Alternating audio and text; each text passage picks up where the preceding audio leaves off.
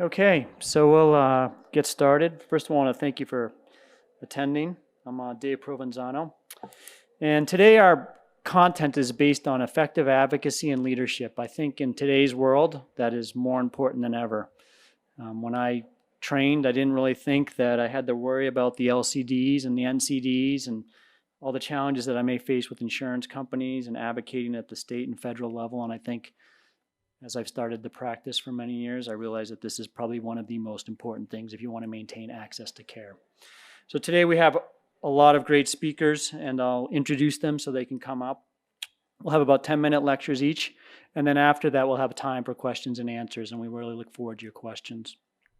So the first speaker will be talking about the AMA, CPT, and RUC process. That's Dr. Kevin Vorenkamp. He is an associate professor at Duke University and also chair of their pain medicine program. Anyone that knows Dr. Vorenkamp, he's had extensive experience in the AMA process. We've been very fortunate, and so I think his guidance and thought process on that will be very helpful. The next speaker will be Dr. Max Ekman. He is currently the chair of the UT Health San Antonio Department of Anesthesiology, and he is going to talk about training future leaders, which I think is really critical. If you want to, again, I think you have the C-suite and all those individuals get training in leadership, extensive training, MBAs, or in the old days it used to be a master's in hospital administration. We really don't get any training in that, so I think it's really important that we start to train individuals so we can have coherent, effective, strategic talks with those individuals and provide leadership. We're also lucky to have Dr. John Pappas. He'll be discussing understanding industry's role in advocacy. He is a senior medical director and enterprise of medical safety from Medtronic, and I think we all realize the importance of working with industry on issues that we can work ethically together for maintaining patient access, and industry has a large role in that and a very important role, so we're very lucky to have him here. And our last speaker will be Dr.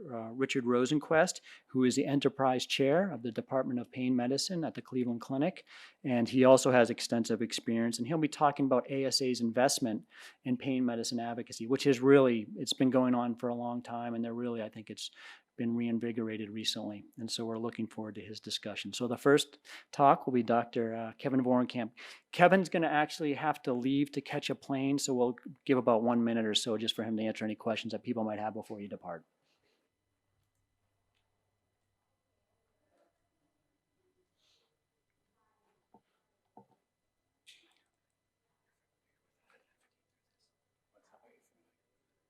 I think so, yeah. Okay. All right, thank you, David, for putting this group together. Excited to speak with all of you. As David mentioned, I was the ASA advisor to CPT for several years, and I was on the CPT panel for 8 years, ending about two years ago. So CPT codes are a uniform nomenclature, so a way for us to put to numbers what we're doing clinically for patients. So it's a list. CPT book contains a list of all the procedures, all the visits that we do, which allows us to submit claims and get payment. It's developed and maintained by the AMA, so it was implemented over 50 years ago. It's not owned by CMS or anyone else. It's proprietary to that AMA. But again, it's a unified list of codes to describe what we're doing. We often pair that, or we should pair it, with our diagnosis codes, the ICD-10 codes, which are developed by the World Health Organization.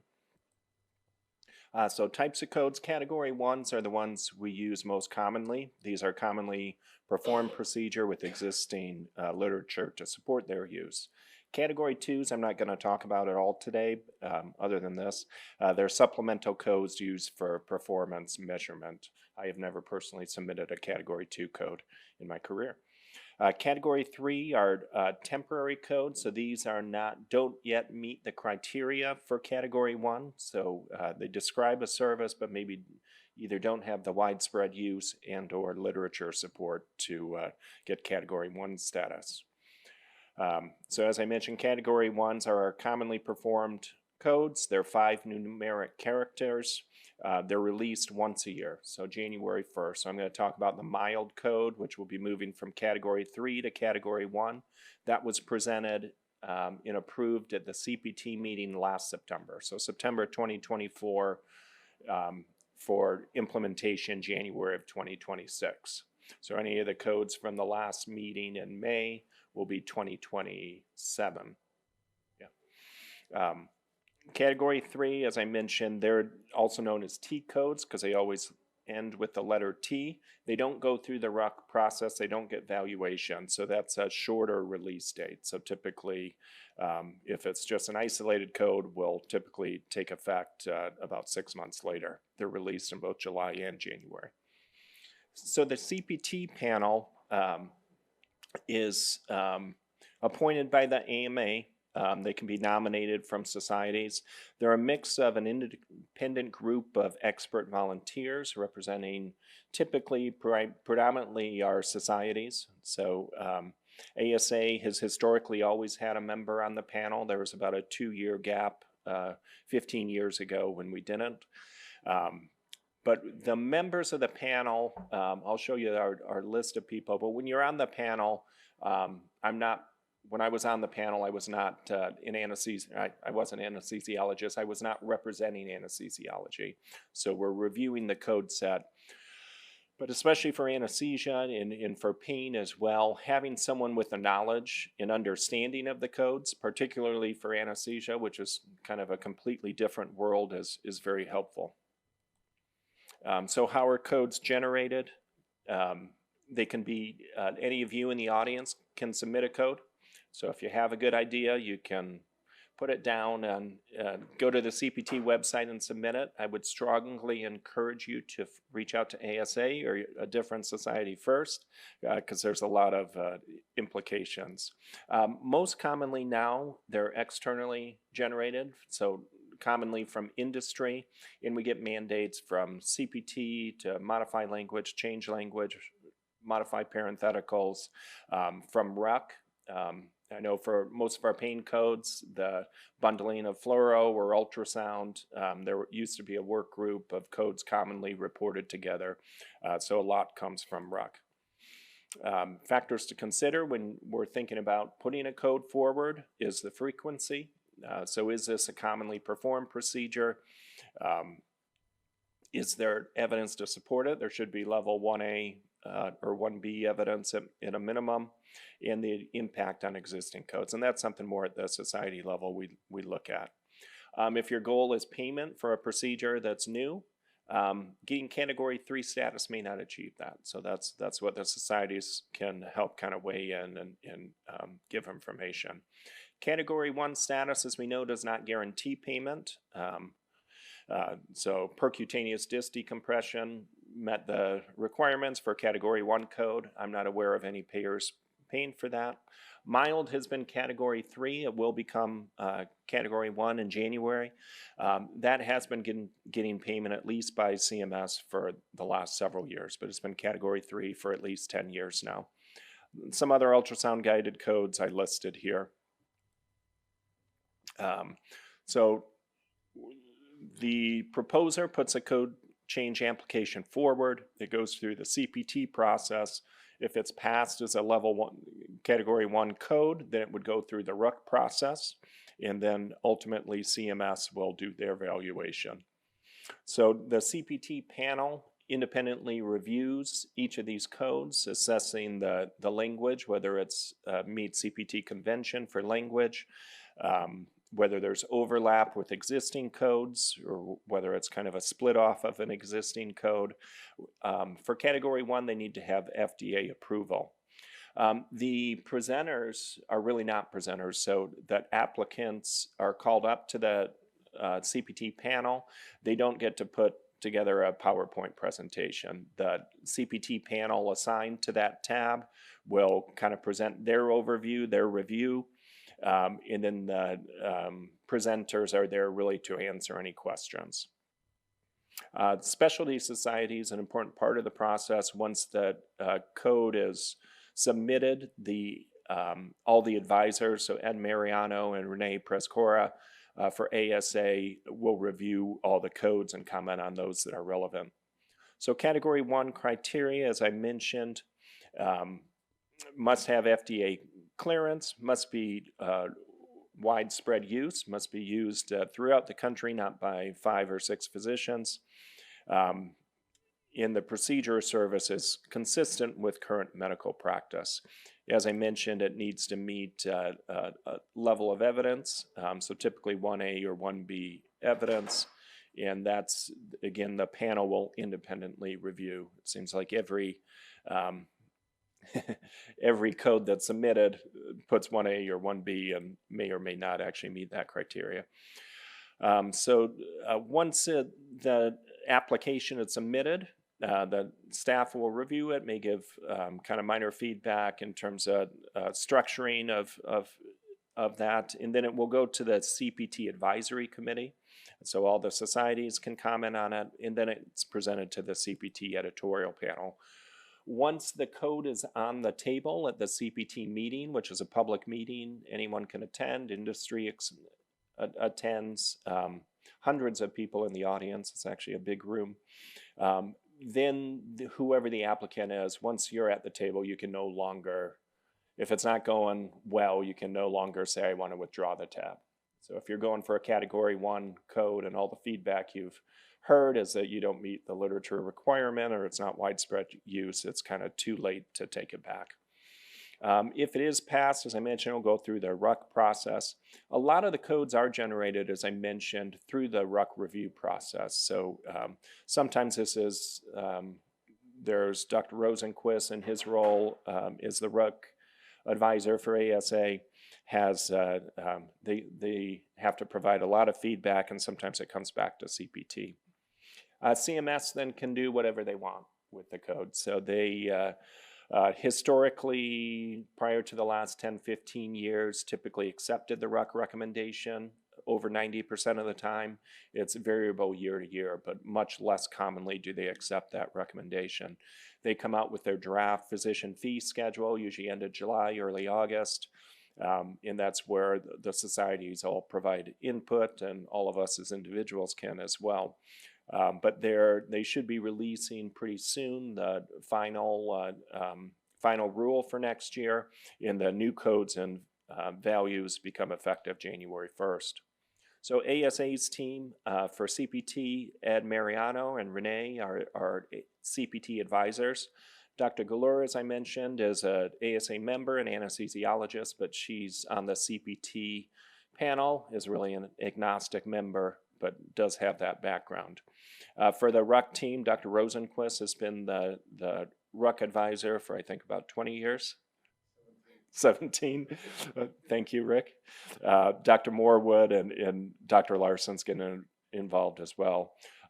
Dr. Abelouche is our ASA representative to the RUC panel, and Dr. Cohen is on the Practice and Expense Committee, so we're very well represented. So new codes this year, the fascial plane block codes for both thoracic and lower extremity fascial plane blocks. These came out January 1st. So again, this was September of 2024. They were presented, approved, went through the RUC process, and became effective this year. For January 1st, as I mentioned, the mild code, or now the PILD, I guess, or PILD, percutaneous image-guided lumbar decompression. This Ed and Renee presented last September, and this was approved and will become effective January 1st.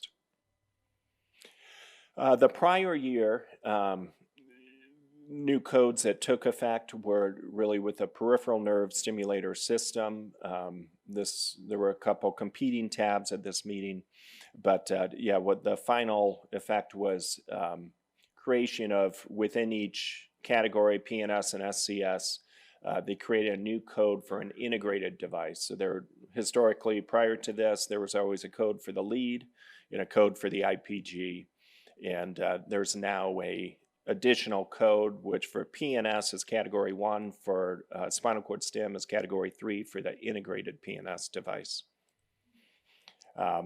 Ed Mariano and I wrote a ASRA newsletter article last April, just kind of describing this. The language right in CPT is that for the traditional two-piece, it requires pocket creation and connection between the electrode array and pulse generator or receiver. So I'm going to hit, I'll try to finish up quickly here, but common coding errors. So we continue to the coding for medial branch RFA changed, I think in 2009, where we're coding per joint and not per individual nerve. This continues to be incorrectly reported by some practices. The thing that did change in 2020, I believe, is for subsequent level codes, so for medial branch or transforaminal or any other, you don't use the bilateral modifier for the subsequent level. So for the first level, here, if we're doing, the stars are needles. So if we're doing 3 needles on each side, for these first 2 needles on each side, you use the primary code, the 64635 with the modifier 50. For the subsequent level, you're going to actually build 2, the 64636 times 2, and not use the bilateral modifier. All right, I'm going to hold it at that. If you have any questions, Helen Okaba is our Director of Payment and Practice Management. So you can submit an email to Coding Help or reach out to any of us. Thank you.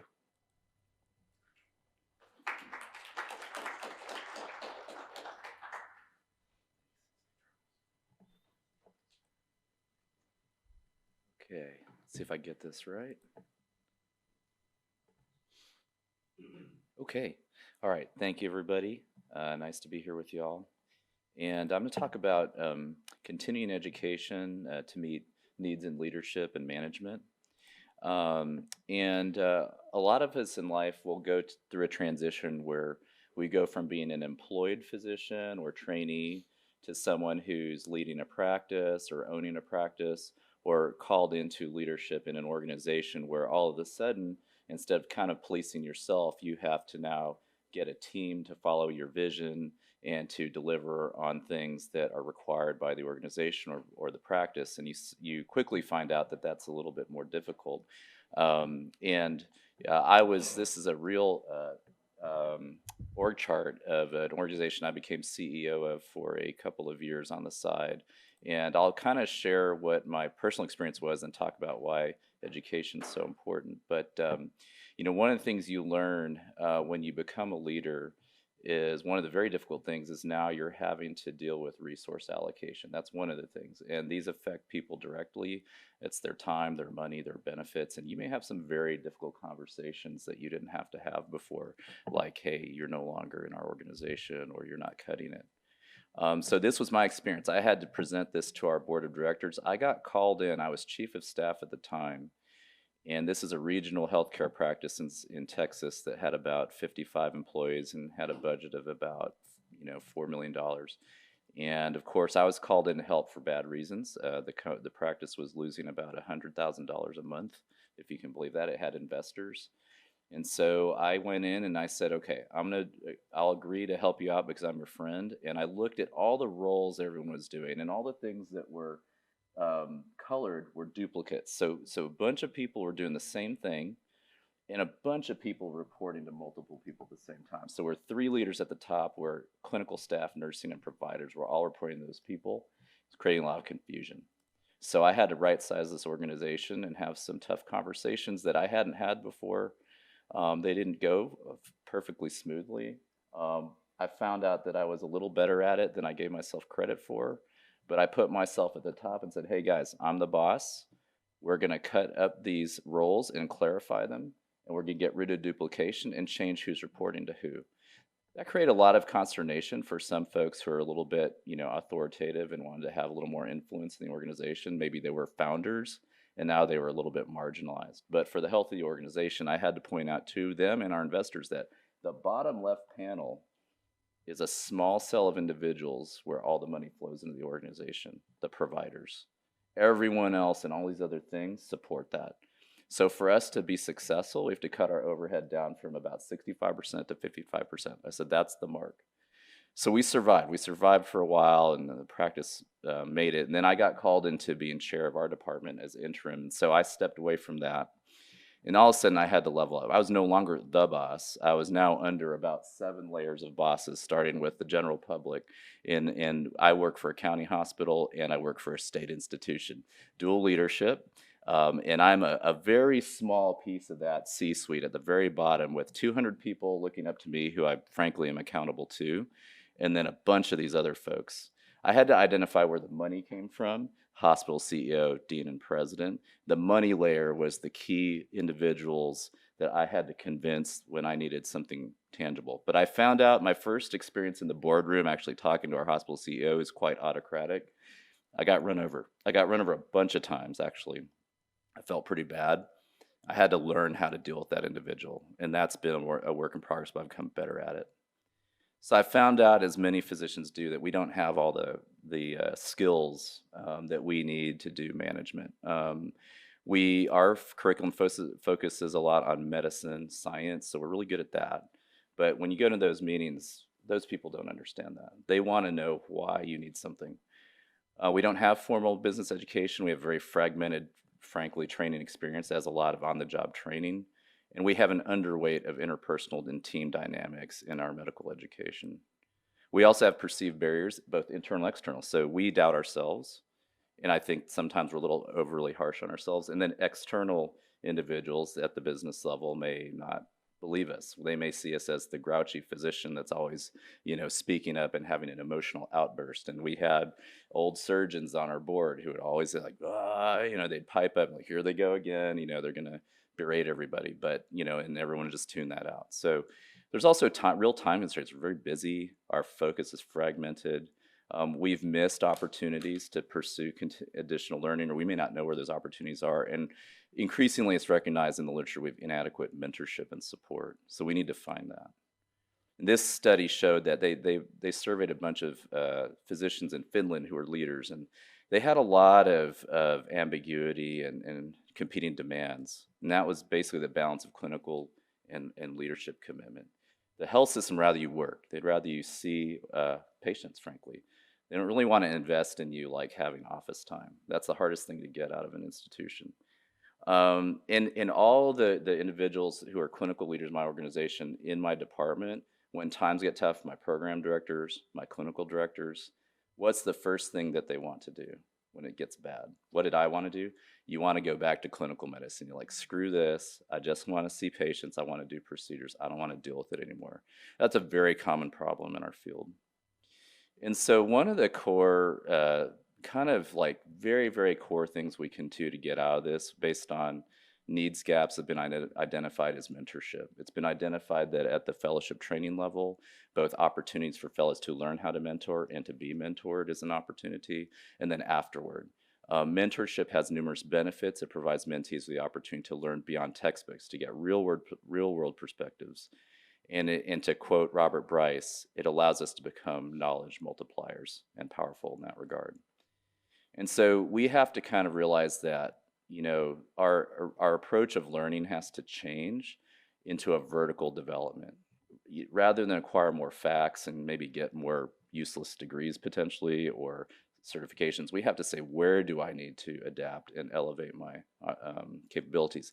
And also realize that we can continue to learn our whole life. So the best, pro athletes continue to practice. So we should be no different. We should continue to practice the skills that we need in leadership. And there's a way to do that. It's increasingly recognized in the business world, as the Harvard Business Review, that the best people at the top, the best leaders, the best performers are made, not born. So it's through commitment to, kind of feedback and being humble and honest with yourself and taking that feedback and trying to improve, that you can really move the needle and become transform yourself into a bigger leader. And so the transformation channel is a function of having awareness, self-awareness of what are your triggers, what are your limitations, how do you have difficulties in these situations with different individuals, and taking action on that. If you've ever seen someone who has low self-awareness but is struggling to work with people in the workforce, you see a very distressed individual. These are people who struggle, say, to work with nursing staff, but don't know how to get over that. So they become very distressed. Conversely, they can be apathetic if they don't take action. And so you go from being a knower of science and mathematics and chemistry and medicine to a learner in these interpersonal dynamics. And some of the common domains in leadership competency are repetitive: attention management, learning practice, meaning and vision development for your organization, conflict resolution, drama resolution, execution, conscious communication, active listening, understanding mindsets. This helps you be a more effective leader by identifying how you can reach people. There are 4 core mindsets in the world: achievement, traditional, pluralistic, and power-centric. By adjusting your leadership strategy accordingly, you can talk to these individuals with the same core message, but it's received in a much more powerful way for them, depending on how they see the world. It's been shown in the literature that undergoing leadership training, this is on the left, actually moves the needle on folks' self-assessment of their skills. So this is a program called LAMP, and these were physicians who originally strongly disagreed that they were capable in a lot of areas, like negotiation, for example. And then after the program saw a significant difference and impactful difference in their self-efficacy and things like, I'm aware of my strengths, I have the skills to navigate my own success, I'm confident. So these kind of programs can really help. And right now we're facing a challenge that there's less interest in pain, but thankfully the ASA, ASRA, and APPD have come together to create the Pain Medicine Certificate in Innovation and Leadership, which is a program that features both CME as well as in-person and online training, and you can get that through the ASA or through ASRA at some of the meetings. You can go online, and this is a huge amount of the domains that you can learn on. I'm not going to go through all that, but you can see the richness of content, and you have access to podcasts, to SIGs, to mentors. There's a 9-month mentorship program. There's science, there's apps. So there's a lot through the APPD and through the ASA and ASRA. You can also get to the ASA Leadership Academy, which is targeted both for early career anesthesiologists and later career established anesthesiologists. It's 10 credits. It has a discount for members, and this could be a way to get in. I did a different program. I did the Stegan program. I learned how to do CBT on myself, find out what are my triggers, game film it, and try to change my thinking and behavior in the future. This is how I solved the problem of dealing with my CEO, for example. And finally, the goal is to become a level 5 executive leader. If you read Good to Great, it's one of the best books you can read by Jim Collins, and it shows how the next level leaders create enduring success in their organizations. And I really encourage you to read that, if nothing else. So thank you. That's it.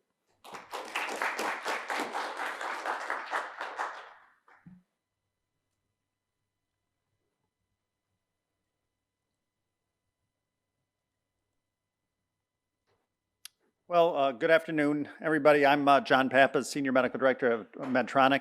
I am one of you. I'm an ASA member, board certified anesthesiologist, pain medicine physician, practiced for years at Beaumont Health in Michigan. Always active with ASA. I served as alternate director, delegate from Michigan to the ASA. I was president of the Michigan Society of Anesthesiologists and also served time on the ASA PAC board as well. I'm here to talk about understanding industry's role and challenges in advocacy, as I currently am Enterprise Senior Medical Director of Medical Safety for Medtronic. Disclosures: I am a full-time employee of Medtronic, and my presentation today is informational and educational in nature. I'd like to talk to you a little bit about industry's role in supporting our profession, as well as advocating for our patients and patient safety in general, and what we do in industry to do this by ensuring the highest standards of medical science and safety, by understanding trends in payer coverage and prior authorizations and how we can collaborate with societies and members such as yourself, and what we do to advance clinical evidence and research. In medical industry, we have robust clinical research and medical science departments that do a variety of things. They have subsets within them. Medical science leverages strong external stakeholder relationships with clinicians like yourself. Our clinical research departments develops evidence in order to ensure that our products, therapies, and solutions are available to all eligible patients. Health economics, policy and reimbursement establishes economic value. Medical education delivers professional education as well. And specifically, our medical science and medical education groups can partner with societies such as the ASA and physicians such as yourself in order to improve awareness, research, education, and access to care by advocating for better policies and practices for all therapies, including pain medicine. And we do this by providing evidence-based clinical insights, building strategic relationships with societies such as the ASA, and developing clinical best practices and guidelines, engaging with our key opinion leaders, and identifying medical education needs and building strategic learning pathways as well. Another thing we do at our company is we've put together patient safety advisory panels. These are independent groups of clinicians and sometimes other non-healthcare provider patient safety advocates, which are external to our company and free of commercial influence. And we use them to provide us with clinical evaluation on, interpretation of, and guidance on potential quality and safety issue with some of our products, including any necessary field actions we may need to take, which include recalls. We do this to obtain unbiased and independent evaluation of these potential quality and safety issues. And we use these panels to augment our internal medical safety, quality, and risk management efforts, all in the name of patient advocacy and patient safety. One of the hurdles for all of us, of course, are our insurance reimbursement and the prior authorization process. We know this is expanding, began with the outpatient hospital process in 2020. And if you look at the graph here from July 2021 to today, just looking at spinal cord stimulation and cervical fusion, the amount of money spent, Medicare dollars, has decreased over the years. So you do have to question whether access to care is affected with this. And it's only increasing. The ASC demonstration project will begin in December of this year, looking at certain cosmetic procedures with prior authorizations. And then, of course, in January 2026, the WISER model will go into effect in 6 different states, covering 15 procedures, including spinal cord stimulation, deep brain stimulation, vertebral compression fracture surgery, epidural steroid injections, lumbar decompression surgery, and many others. This is the wasteful and inappropriate service reduction model. And with this model, they will ask clinicians to submit a prior authorization or be subject to post-payment review. This came out of the Center for Medicare and Medicaid Innovation Program. So there was no opportunity for public comment or stakeholder input with this. So this is a big issue for all of us that we'll continue to watch closely. It's interesting to note that the ASA did sign a letter to CMS with 22 other societies voicing concerns on the impact that this model will have on patient access to care and the administrative burden for physicians. And, while the use of prior authorizations in general can be an appropriate tool, it's a balance. We must ensure that patients meet medical necessity while allowing payers to ensure that coverage policy is in fact being followed. So this is a big area for all of us, as we know. What about Medicare Advantage plans? There's growth here through the years, and it's interesting to note that these plans must by law follow the national or local coverage determination. However, in practice, we've seen some commercial carriers that administer these plans don't always do this, and they instead follow the commercial coverage policy, which many times is stricter and more stringent. There was a collaboration example where the Multi-Society Pain Work Group, which includes the ASA, ASRA, NANS, CNS, and others, got together with a industry group as well, and talked with Humana, whose Medicare Advantage plan for coverage specifically for patients needing spinal cord stimulation that did not have prior surgery. Humana had been following their more stringent commercial coverage policy. When this collaborative effort came to Humana and educated them on this, they reversed their decision and now cover this. So this is where collaboration works. Another area that we have where society's voice is very important are third-party payers. These are payers that provide both prior authorization services as well as coverage policy development for health plans. And they're not interested in talking to industry. They need to talk to clinicians, physicians, as well as societies.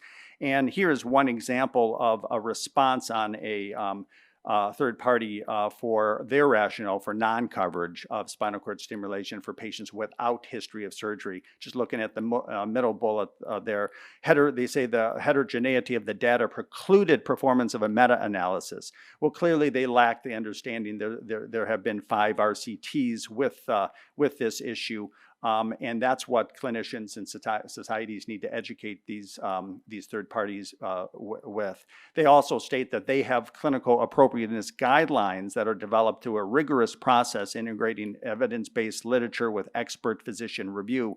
However, these guidelines that they put out are not publicly available, so it's hard to be transparent with clinicians and societies. So this is something we have to push on. And once again, it's important that the societies do just this. We all know that the answer is continued clinical evidence and economic evidence to show that procedures for pain control are safe, effective, and not, in fact, wasteful and inappropriate, as their act is named after. And we know that many patients with chronic pain don't suffice with just physical therapy and medications. They need the more advanced therapies, and that's why this is so important. There's a spectrum of clinical research that industry can support. At one end are our sponsored studies. These are used mainly to evaluate new devices, expanding indications, and generating pre or post-market clinical evidence. And quite frankly, it's unrealistic for societies or physician groups to fund these studies because they're non-reimbursed at this time when they're not approved. At the other end are investigator-led studies. These are our external research programs and our clinical collaborative research, which provide support for independent clinical research that physicians bring to us, bring to industry. And industry may provide the devices for these studies, the monitors for these studies. They may provide grants. They might provide technical data collection and whatnot. So that's the way we would be involved with investigator-led programs. And in the middle is kind of a bridge, the collaborative research, and includes a range of different study designs and mainly used for economic analysis and indication expansion as well. There's always the perception of bias whenever clinical studies and industry are involved, and we know that payers are often stricter than regulators on technology safety and effectiveness, that payers require evidence that a procedure is not only more effective but cheaper than currently reimbursed alternatives. And like I stated, clinical trials funded by industry are often flagged for bias. So a hurdle we need to continue to deal with. Always important to note that the ASA has been committed to improving patient access to care for decades. They do this with their involvement with the ASA PAC, with the yearly Washington Legislative Conference, the Hill visits, letters to CMS, and ASA's commitment to the Multi-Society Pain Work Group that we talked about the success with Medicare Advantage plans there.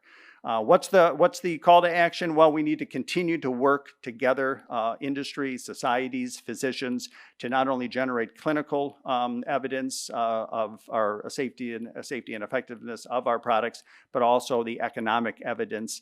And we need to prove that our pain-related procedures are not, in fact, wasteful or inappropriate. So thank you very much for your time.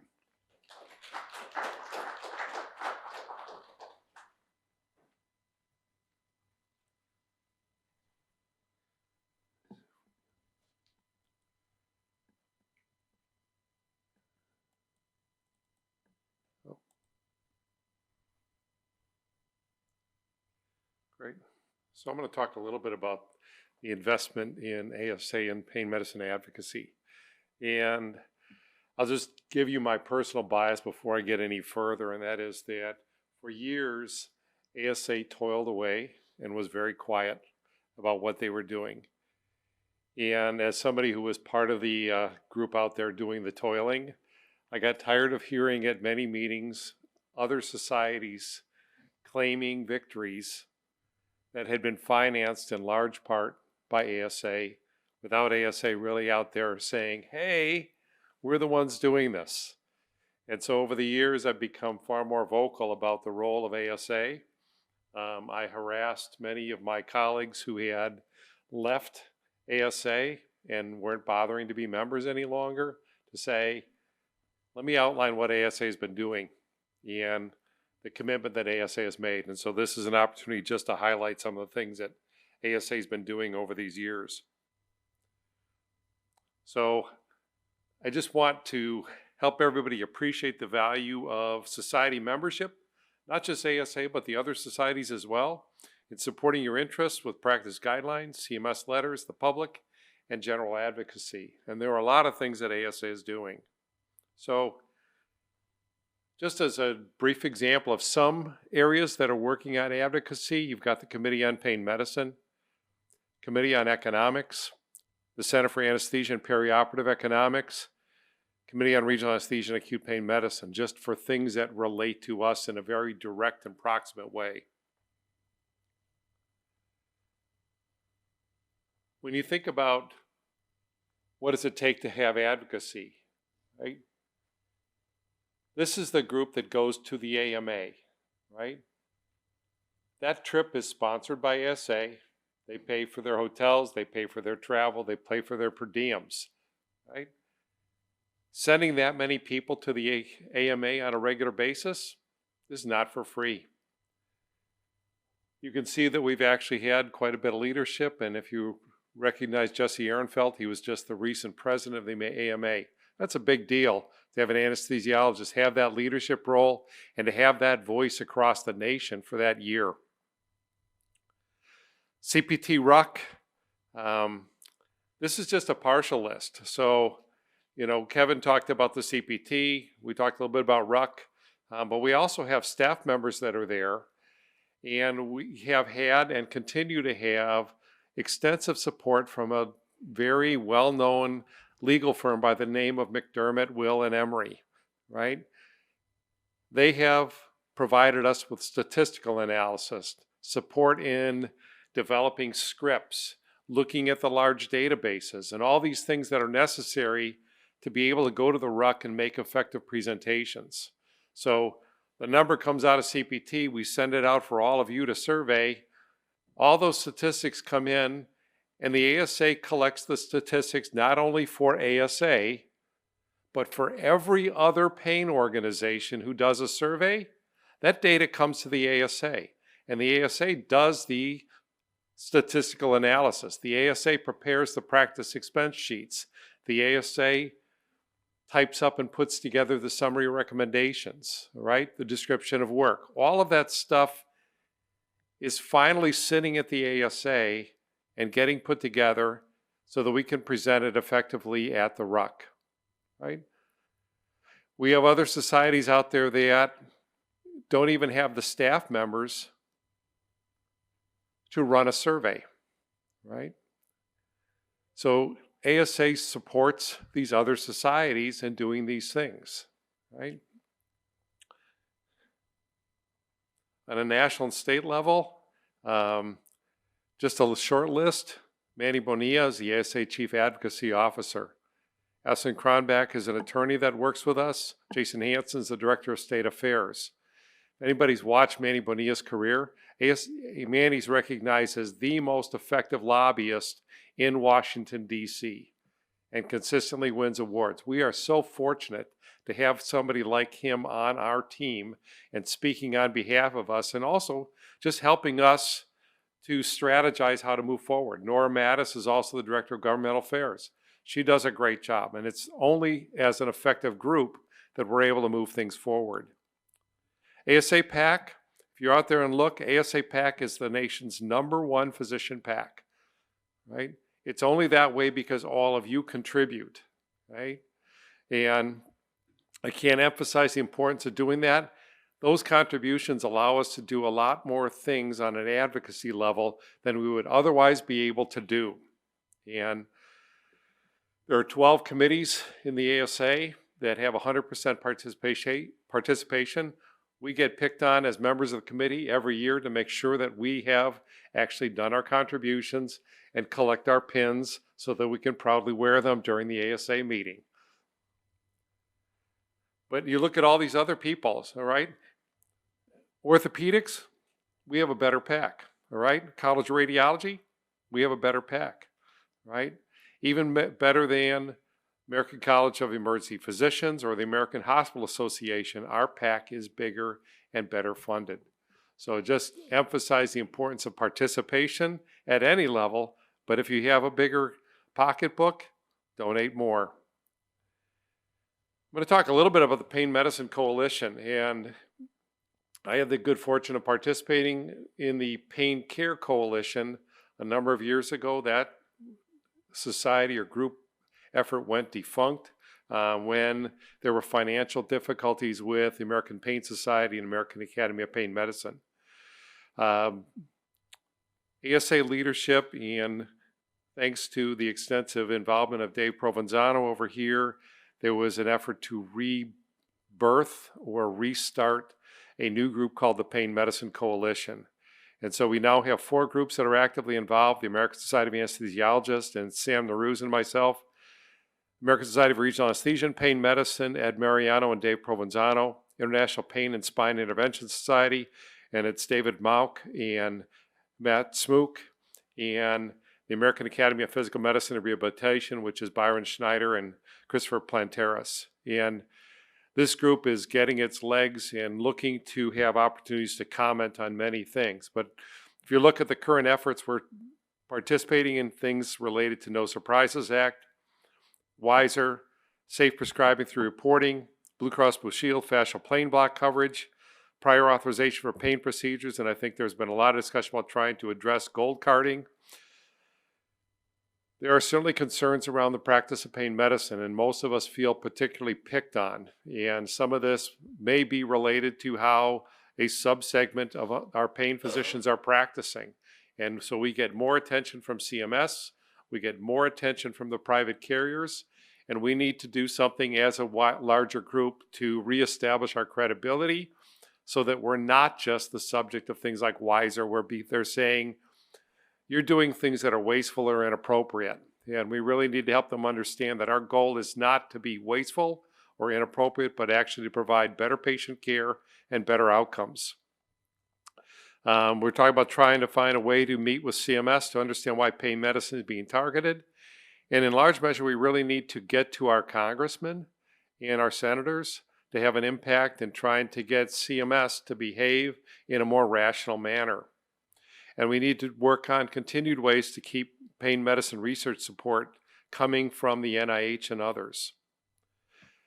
When you look at what the annual financial contribution of ASA to advocacy is, right, and we couldn't get down to just what do they do for pain medicine, but the ASA budget towards advocacy is estimated to be about $12.1 million out of the ASA budget, right? That's a substantial contribution. When you put in all the volunteer hours, right, that are actually supported by the organization. So when, right, a guy like Dave Provenzano goes to the AMA annual meeting on behalf of ASRA, right, his corporation supports it, right? When I go to the 3 RUC meetings per year that run Wednesday, Thursday, Friday, and Saturday, right, Cleveland Clinic is supporting me in being there, right? ASA is paying for my travel, right? But there are millions and millions of dollars worth of volunteer time that come in the evenings and weekends and other times when we're getting emails, participating in teleconferences, and sending messages back and forth or having hallway conversations. And so there's so many other things that are done that contribute to the advocacy. So if you don't get the message now, let me say in 10-foot tall letters, ASA is really and fully committed to pain medicine advocacy. There are millions of dollars worth of contributions specifically to pain medicine that have been made over many years. And in the 17 years that I've been working as the ASA RUC advisor, I've probably presented 90% of the pain codes for the US, right? Financed by ASA, right? And I feel very fortunate to have been doing that. ASA has carried the lion's share of pain medicine advocacy expenses over the years, though many others have claimed credit for the work. There are lots of relevant issues that remain on the table that require our attention and our efforts. ASA is actively partnering with like-minded organizations to increase our impact, and we should actively support ASA and the ASA PAC in doing these things. It's important for our long-term survival. Thank you very much.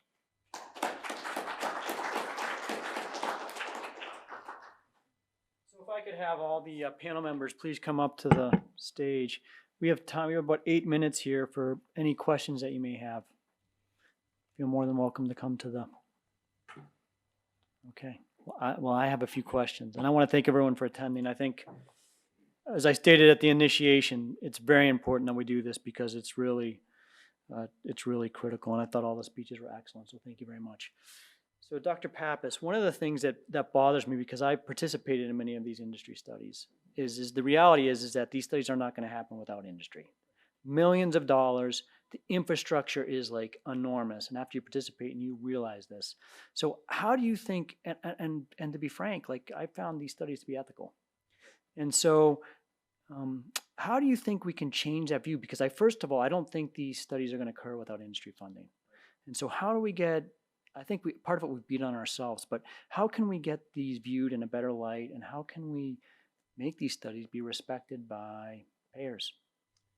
Yeah, very, very good question, Dave. It's very complicated, and that's why I showed the different types of studies that are brought to industry. And certainly, you know, the industry-funded studies, the first part that I talked about, are the ones that really industry needs to step to the plate with new devices for new indications, because these therapies are not reimbursed. So it doesn't make sense for physicians or for societies to fund these studies. The other end of that spectrum are when clinicians come to us with their own protocols and their own studies, and we're just providing the device or the monitor, or providing grant money. You know, perhaps more studies like that, where independent physicians come to us with their own protocols, might leave less scrutiny for insurers and others to state that the study is biased because of industry involvement. But you're absolutely right. Industry has a role, and we just need to partner more with societies and with physicians like yourself and collaborate with these studies. Thank you. Sure. If you could please just go to the mic so everyone could hear your question, or you could speak loud. Yeah, I can speak loud. Okay. I'm just asking why do we have a reduction in investment for the last 10, 15 years when you do procedures in the office like 10%, when the hospital and such a system has been going up in investment for us going down. So if I understand your question, just to make sure I reiterate, and please correct me if I'm wrong, you want to understand why the site of service differential for office-based procedures has, yes, so for everyone in the audience, for example, when you do an epidural in your office, it's in the mid-200s. You do it in a surgery center, they're going to get paid about $300. They're going to pay $100 for the professional fee. And then if you do it in the hospital, which I ran a hospital-based clinic for many years, I'm honestly, I don't understand how you can make a hospital clinic profitable, because it's so easy. You get $700 for an epidural. And so I can tell you in the new fee schedule that you will be happy, because they are increasing, if it goes through, they're increasing reimbursement in site of service 11, which is office-based. And actually, unfortunately, for all of us that, I mean, I practice in a facility because I'm practicing ASC. If this goes through, the ASC professional fee and the hospital professional fee is going down. So I think they do accept that, and MedPAC has really pushed for making site of service neutrality. There's a lot of factors in that, and hospitals would argue that they can't survive because of their overhead without this, but I'd love to hear other people's thoughts on this. Max, you kind of have the... There are a few other things that are contributing to it. You know, so the RVU value went down overall. So CMS created the G2211 code, right? They estimated its use would be this, and the use was this, right? The money that was supposed to pay for this was taken out of the budget. And although they've only paid for this, they did not return the money back to the budget. So the reduction in the overall RVU value that went down has remained down, right? The other thing is that we're all paid out of Medicare Part B, Medicare Part B has a constrained growth by congressional formulas. And so it can't grow and keep up with the cost of inflation. And we have too many things being put in when we're in the RUC process and we do practice expense. Practice expense covers things down to how many Q-tips, how many inches of paper on an exam table, how many alcohol swabs.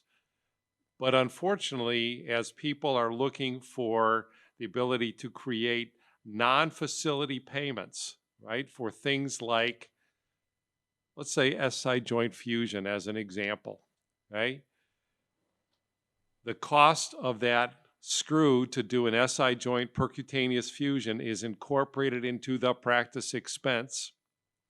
That screw, $10,000, right? So that's money that is going into practice expense coming out of Part B that is no longer available for physician work, right? Huge problem. The same thing if somebody's going through and saying, I want to do this with fluoroscopy, it's one cost for a fluoroscopy room. If they want to do it in a biplanar room, right, the cost of that is about $3 million versus maybe, 400,000, and that gets amortized. So there's a lot of things that go into that are reducing our payments and really hurting us. Yeah, I think I can tell you in my area locally that actually Highmark is putting out a proposal January 1st, 2026, that they're not going to allow certain what they call quote unquote low risk procedures to be performed in the hospital anymore. So, and they have a list. So I think you'll see more pushback to the office and ASC. But Dr. Rosenquist is correct. When you have things like SI fusion, should that be occurring in the office? I think probably not. So I think if it does go through, you'll be happy because site of service 11, physician reimbursed, the non-facility payment will go up. It's going to go up. So any other questions? Thank you, Dr. Papas, for your answer and explanation for the question. I just wanted to add something. Maybe I missed it. In addition to the research study designs that you explained on your presentation, there is also another research. It's called post-market registry, which we observe the products in our daily practice. And we are not involved in any part, like we are just observing it. We are just doing our regular practice and we are obtaining the data and they evaluate it. And thank you for your presentations. Thank you. Sure. And yes, we do support and sponsor and fund post-market registries, and that was one of the slides examples as well. So that is an important part of industry's contribution to research. Thank you. Sure. I just had a quick question regarding industry-sponsored trials. There's a lot of guideline committees now that are creating guidelines for certain societies, and it seems like they're excluding some people who actually do these trials because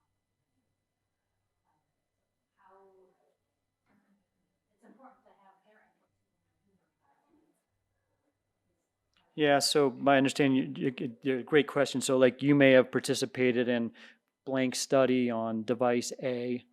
You were one of the authors on that study. You may have gotten consulting fees or research funding to your institution. And you can't be part of the guideline development process now. Is that correct? Yeah, I personally think there's a challenge with that because I think those people probably have the best knowledge of how the study was conducted and how it was done. I don't know the answer to that because there's two type of people. There's people that do research studies that are very ethical, and then there's people that probably do have bias. So I'm not sure. How would you all handle that? Well, I think conflict of interest is sort of now, I think, ubiquitous. It's almost hard to really, and what we define as conflict of interest has gotten very deep. And so I think being transparent with the mitigation strategy of the conflict and also making sure there's a lot of authors and stakeholders in the process that maybe have diversity in that regard and aren't all conflicted. And then also, having a very clear-cut process, which ASRA has done now, and define what is the process for the development of the guideline, and to make it a little bit more scientific than just say a bunch of experts kind of writing down what they believe is right, and really having like the search strategy, the criteria, what meets consensus, what's the threshold, who was involved, and so on and so forth. And then that goes to a bunch of societies, theoretically, if it's a multi-society guideline, who have their own standards as well. So I think that's about all you can do, is be extremely transparent and methodical in how you develop it. Yeah, I think that's critical because, I tell people that I could have probably made a lot more money if I had not been the RUC advisor, because I can't have any conflict of interest. So if I'm on a industry advisory board or anything else, I can't speak at the table.